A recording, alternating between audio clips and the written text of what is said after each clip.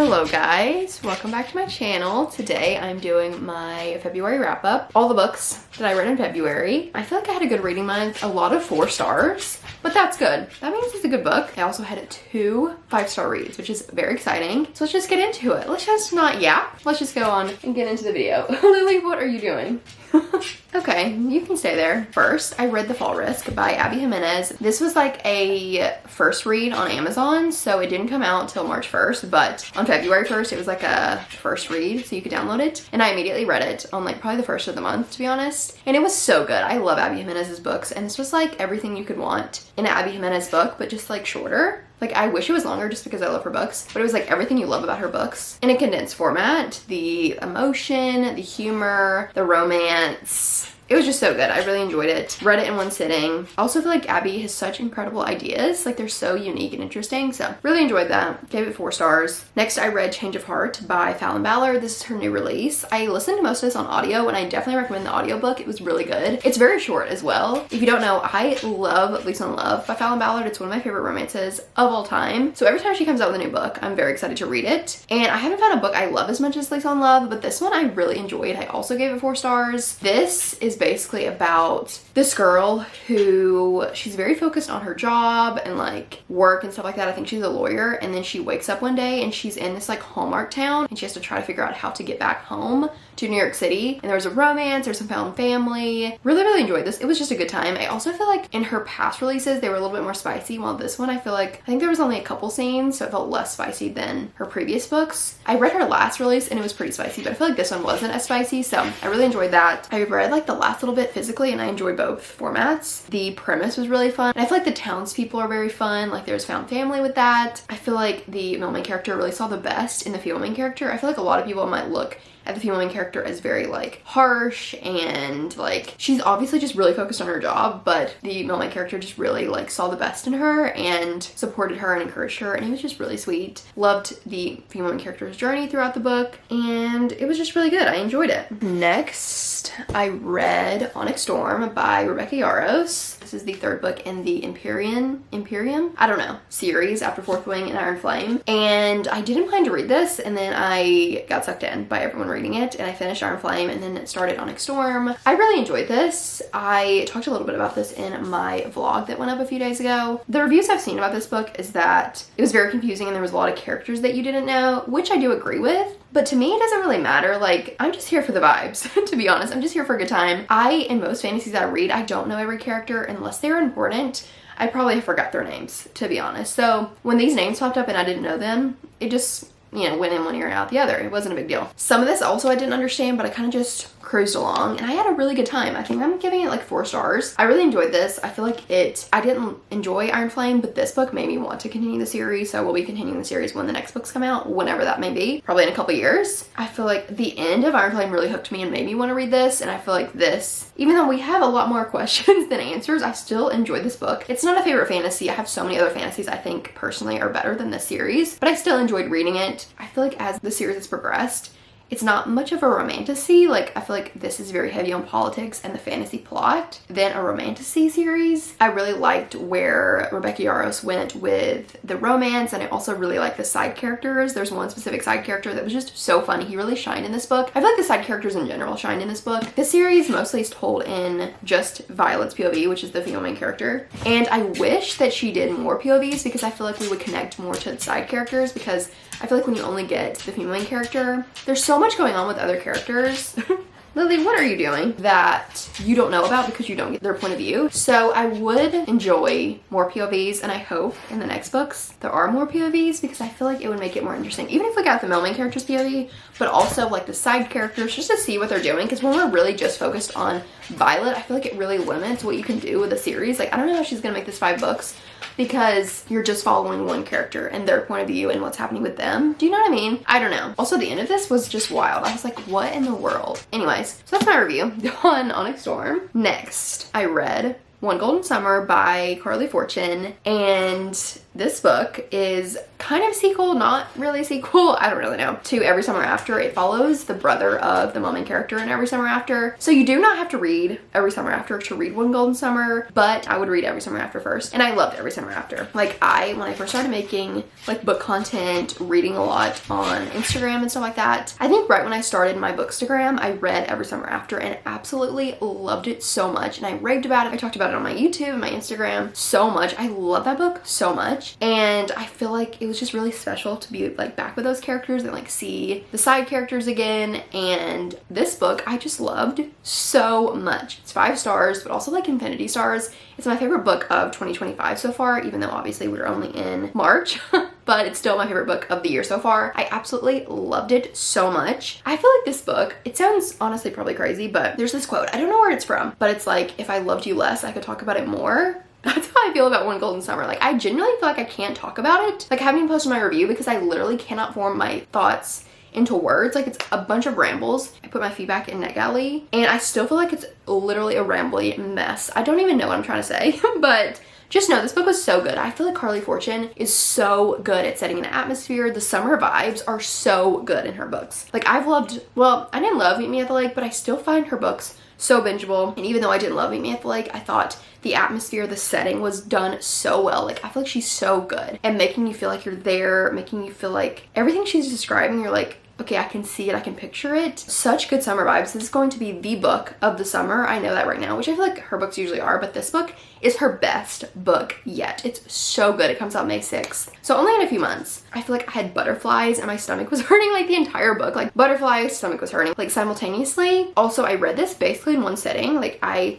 started it on a Saturday and then I finished it that night. Like I literally read the entire book in one day because I could not put this book down. It was so good. I love Charlie, the main character. Oh my gosh, I love him. He's like a flirt, cheeky guy. He is so cute. He's so sweet. And the way he like takes care of the female character and like her grandmother, there's definitely some acts of service in this book. If you like acts of service, if that's your love language, which it's mine, you should read this book. It's so good. And like, as I was getting to the end, I was so sad because I was like, I only have like 20 pages left, 5 pages left. And I was so sad to like say goodbye to these characters. Like I wanted more of them. Like sometimes I feel like when I read a book, it's good, I'm really enjoying it. And then I get to the end, I'm like, okay, let's wrap it up. But this book, I wanted more. Like I literally wanted these characters just to keep just doing mundane things, just so I could read about it because I love them so much. Like I wish you would write in this series or this world again because I love these characters so much. Like I just feel like I knew these characters and I did not want to say goodbye to them. Truly. I feel like there's also like a theme of being a teenager again, and I thought that was just so sweet and carefree, like that idea and theme in the book. Also love the relationship between the female main character and her grandmother. That was really sweet to read. The friends to lovers in this was so good. Oh my gosh, it makes me like nostalgic for summer and I cannot wait to reread this in the summer next to a pool. Are you joking? Get this book, go to the pool or the beach, the lake, and read it. It's so good. It's like taking a deep breath, like a breath of fresh air. This is how this book made me feel. I loved it so much. I cannot wait for it to come out and for people to talk about it and read it. Like it just makes me so excited because it was so good. Oh, also the female main character is a photographer and I'm also a photographer, so I love that aspect of the book as well. Anyways, I'm gonna stop rambling about it, but just know it was incredible. You need to read it. Next, I read Sounds Like Love by Ashley Poston, which comes out in June, I think, and this is her new release, obviously. It's about this female main character is a songwriter and she ends up going home to her family, like her small town with her family because of something going on in her family. And I don't know, I don't want to say much about it because I think you should go in blind. I really enjoyed this book. I gave it 4 stars. The male main character is a musician, which I love. I love a musician in a book. So I really enjoyed that. I love like the songwriting kind of aspect of this book. I feel like the softness and vulnerability they found with each other was just really beautiful. I really love this book. I do think there was a good bit of romance in this book, even though I feel like in Ashley Poston's books, romance isn't like the forefront, but I still thought it was really good. Also, the magical realism in this book was really good. I feel like Ashley Poston's writing is just so good. Lyrical. There were so many quotes I highlighted. Metaphors with music as well. I feel like the family dynamics were really beautiful and heartfelt. And yeah, I just really enjoyed it. I'm excited for it to come out and people to read it because it was really, really good. I enjoyed it. It's not my favorite by Ashley Poston, but I don't know which one is my favorite, to be honest. I think it's either The Dead Romantics or The 7-Year Slip, maybe. I don't know. I loved all of them. I can't decide. Also, so sorry. I feel like my nose is like stuffy again. What else is new? Let's be honest. Next, I read Accidentally Amy Amy by Lynn Painter. This is, I think, the last book I had to read by her, which makes me so sad because I love her books. So basically this book is about this girl who, she's at this coffee shop. It's her first day of her new job. And so she's waiting for her coffee. It's taking forever. The barista's like, pumpkin spice latte for Amy. And the female character is like, okay, I'm running out of time. I need to get a coffee, and this coffee is the same as mine, so I'm just gonna pick it up and leave. And as she's leaving, she runs into this man and like spills coffee all over him, and then he ends up working at the place that she got a new job. So it's kind of a workplace romance, kind of not, but I just had so much fun reading this. I love Lynn Painter's books. I have a blast. I gave it 4 stars. It was just a really fun time. I feel like she's so funny, so witty. Her ideas are so good, and they're just like fast-paced, quick rom-coms. Like this is like a little over 300 pages, I think. Yeah, and it was so quick. I read it so fast, like majority of it in like a day. I loved it. It's kind of friends to lovers a little bit. Like they get off on the wrong foot a little bit, but then it's like friends to lovers, which I really enjoyed. Like kind of almost best friends to lovers, which I love. The Love Wager by Lynn Painter is also best friends to lovers, and I just love that. I usually don't prefer a workplace romance, but I didn't mind it in this book. I really enjoyed it actually. And I feel like it doesn't focus a ton on the workplace. I don't know. I feel like it depends on how people do the workplace. I don't know. I didn't mind it in this book. I really enjoyed it. Where the female character lives, she lives in this apartment building with all of her family members kind of, which was just really entertaining to read. It was just a fun rom-com. It was traditionally published by Berkeley, so Berkeley sent me this book, so thank you so much, Berkeley. It was just easy, fast-paced, and I had a great time. Next, I read Another Shot at Love by Larissa Holmes.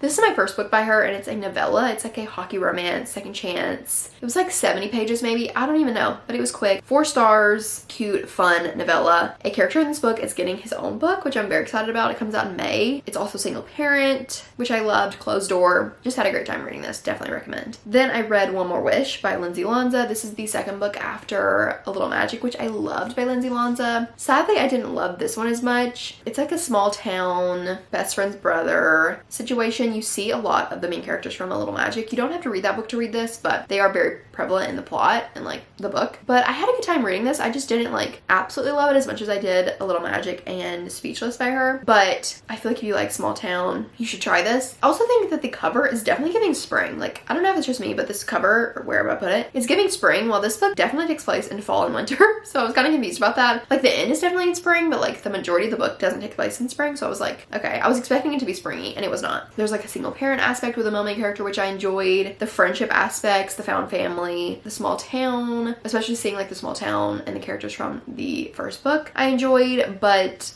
overall, I didn't love this book. I gave it 3 stars. Even if I give a book 3 stars, like that doesn't mean like you wouldn't like it. It just wasn't for me. It wasn't my favorite, and I just didn't love this one as much as Little Magic. So anyways, that is that. Next, I read Wedding Dashers by Heather McBreen, and I absolutely love this book. 5 stars. Why are we talking about this book?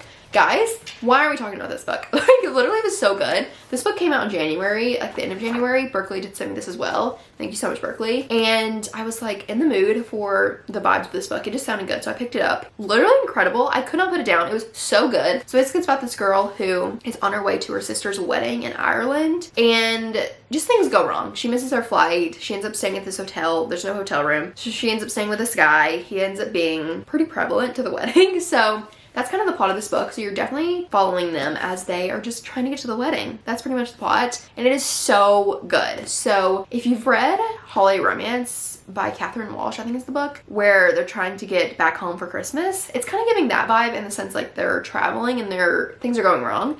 But I didn't really love Holiday Romance, and I love this book. It's so good, and I feel like it's so underrated. Like, I've not seen many people talk about this book. I've seen like one person that I'm friends with on Instagram talk about this book. So I'm begging you, please, to read this book. Like, I want it to go viral, which I don't have enough followers for that, but I want people to read this book because it's so good. I think it has 2 spicy scenes, so if you don't want spice, I feel like you could still read this. From the very beginning of this book, I was like, I'm gonna love this, because I think in the first chapter or 2, the characters meet, and I love that. I don't like waiting like 30 pages till they meet, or even 50 pages till they meet. I like it when it's the first, second chapter they meet, and there's forced proximity the entire book because they're trying to get to this wedding together. So they're working together, forced proximity, and I just love that. I eat it up. I love the main characters. Their banter was so good. I feel like they also had like very distinct traits and like journeys that they were both going on, and they kind of like slowly opened up to each other. There's definitely a slow burn in this book, which I loved. We are following Ada, which is the female character in this book. It's just single POV, but I feel like you still learn a lot about the main character, and there's definitely that like mystery about the main character because we don't get his POV, but we still like know about him. I feel like it's slowly like he opens up and we learn more about him. I loved also the sister dynamics in this book, obviously because the sister's getting married, and I also love a man named Jack. Like, I've literally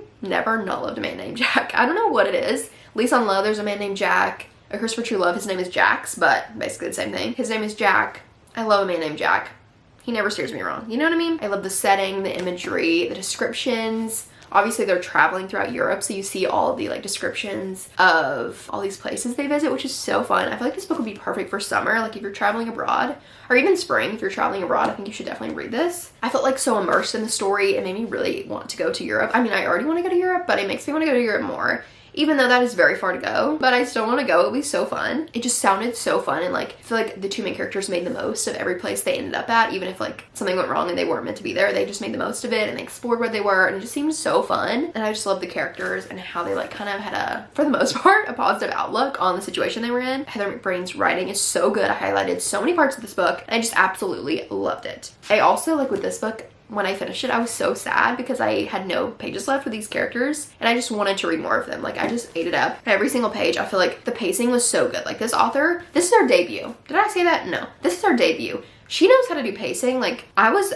on the edge of my seat until the very end, which I love that in a book. I wanted to read more of them just doing like mundane things because I love these characters so much. It was just absolutely perfect and I cannot wait to reread it. It was so good. I need people to read this. So if you pick one book out of this video, because One Golden Summer is not out yet, please read this. Like, I need you to read this. It's so good. So good. I read Wildside by Elsie Silver, which is the third book in the Rose Hill series. This, I'm honestly not going to say too much about the plot because it doesn't really happen for a decent chunk of the book, but you can definitely see on the cover what it is though. Anyways, this is kind of like enemies to lovers, forced proximity, single parent, those kind of vibes, small town, not necessarily cowboy romance because the main character is not a cowboy, but this town, like the other books in the series, like the second book, he's definitely like kind of a cowboy. Anyways, but I got an arc of this and I was so excited because I love the series. I love Elsie Silver's books. And I really enjoyed this. I gave it 4 stars. Really enjoyed, I feel like where she's going with the series. I feel like Elsie Silver is definitely getting more emotional with her books. Like, this one was kind of heavy at the beginning and kind of throughout the book. It's pretty heavy and I feel like she's leaning more on the emotional side, less on the physical. I mean, there's still a good bit of spice in these books, definitely, but like she is also leaning more on the emotional side, which I enjoy. It was definitely sad in some parts, but I do love that she's having more of an emotional plot. Also loved the found family in this book. You obviously see the characters from the previous books, which I enjoy. I feel like the two main characters really found like a vulnerability with each other. They could open up with each other and be there for each other, which was so sweet to read. I feel like Elsie Silver just like sucks me in. I cannot put the book down and I really enjoyed this. I would say Wild Eyes is still my favorite in the series and probably by Elsie Silver in general, but I loved seeing West from Wild Eyes in this book. He's so funny and I just love seeing him as a side character. I love him. So anyways, really enjoyed this. Definitely recommend you should go read it if you like Elsie Silver's books. If you are trying to find a place to start with her books, I think this series is great because like the first book is about the sibling of a character from Chestnut Springs, but I still feel like you could start with the series and it would be like fine. So next I read Secret or Shut Out by Leah Brunner. I got an arc of this. I think it comes out the end of March. It's the next book in her DC Eagle series. It's brother's best friend kind of situation. It follows the main character from Trollville or Breakaway, his sister and his teammate, which is quite a pickle. But I really enjoyed this. I literally read it in less than 24 hours. Honestly, the majority of it in one sitting. I really enjoyed this. Ate it up. It's closed door, hockey romance. I love a hockey romance, obviously. I love the found family. I love the romance. I've been waiting for this book since, or this couple since I finished Betrothal or Breakaway, which was like a year ago. So I'm so excited that I got to read it. It was so good. The perfect amount of angst, pining, but no spice. And I just loved it. I love this closed door series. Definitely recommend if you haven't read it. I gave it 4 stars. Lastly, I read Emily Wilde's Encyclopedia of Fairies by Heather Fawcett. This has been on my physical TBR since March of last year. And I finally read it in February. The third book in the series came out at the beginning of February, end of January or something. No, beginning of February. And I saw Kitty's read it and she really made me want to read the series. So I watched her like past vlogs reading the series and then I decided to pick it up. So this is literally about Emily Wilde and she's writing writing an encyclopedia of fairies. Who would have guessed? So basically you're just following Emily. She is a professor at Cambridge, which is really cool. I didn't know that until I read the book, which is really fun. She goes to the small town to learn more about the fairies there, and the entire book is written in journal entries. Like, it says 20th October 1909, and I can't remember where it takes place. I want to say Switzerland, but I could be wrong. Scandinavian. It's Scandinavian country. You're reading Emily's journal entries about finding these fairies and what she's learning and things like that. There's also a tiny bit of romance, like rivals to lover situation, but crumbs. Like, I would not go into this book thinking that it's a romance, because it's definitely not. It's very little, but when you get that, you're like eating it up. It's so good. But this book is definitely slow. It's a cozy fantasy. I didn't say that. It's a cozy fantasy, and there's not much going on. I feel like compared to most, honestly, all of the fantasy that I've read, pretty much, there's not much going on in comparison. It's a very like low stakes situation, but I still had such a good time reading this. I wasn't bored. I feel like there's still stuff going on, but there's just not like war going on. Do you know what I mean? But I really enjoyed this. I definitely recommend it. I think I'm giving it like a 4.25. I really enjoyed this book. It's also like 300 pages, like 315 pages basically. Super short. Also, the hardbacks are just so beautiful. Since I bought this a year ago, I have the hardback. I think that's why I bought it, because I wanted the hardback before it went out of print. I don't think they make this hardback anymore. I don't know. But anyways, I just had such a good time reading this. It was so cozy. The atmosphere was really fun. Just reading about the fairies and like the town and the setting. It's definitely wintry vibes. Like, it takes place in like October, November-ish to January, but it's definitely like snowing the majority of the time. So definitely getting winter vibes. So like, this is the perfect time to read it, because it's like still winter in most places. I loved Emily as a main character. Her inner dialogue was just so funny. Following her like field research was so fun. Also, she is so smart. Like, this is very wordy. This book is very wordy, because it's like kind of a diary, or like she's doing research on these fairies, and she is a professor, so she's very smart. So there's some sentences I would have to reread, and I'm like, what does that even mean? I still had such a good time reading this, and I already started the second book, and I'm loving it so much. I feel like it's gonna be like, I'm gonna love it even more than this one, which is very exciting. I feel like the dynamic between Emily and the middle main character is just so funny. They made me giggle so much, because just the way they interact, the banter is just so funny. The found family was so good, and the book was just so wholesome, but I still feel like there was stuff going on to where I wasn't bored. I just really enjoyed this. Also, there's no spice, so if you're wanting a cozy fantasy or just a fantasy with no spice, you should try this. Also, it makes me so excited to read other cozy fantasies, because I really enjoyed this. I wasn't sure if I was going to. I had hopes that I would, because I've seen such good reviews, but I wasn't sure if I would, because I've only really read high stakes fantasy, but I absolutely loved it. I had such a good time reading it. I cannot wait to continue the next book in the series. I'm literally like itching to like finish filming this, editing it, and sitting down to read, because I'm so excited. So anyways, that is my wrap up, all the books that I read in February. I hope you enjoyed. Also, so sorry. My nose is so stuffy. The weather is a hot mess in Alabama. Like, it keeps going from cold to hot, so my allergies are so bad. Also, thank you so much to the publishers, PRH Audio, for the audiobooks. I think just one audiobook, maybe Change of Heart, I can't remember. Thank you so much for the ARCs, for the physical copies, all that stuff. So thank you so much for watching. I would love to know what you read in February, what you're excited to read in March. I'm so excited for spring. Like, literally get me hot weather. I'm ready for it. But that's all for this video. I hope you enjoyed, and I will see you in my next video. Bye.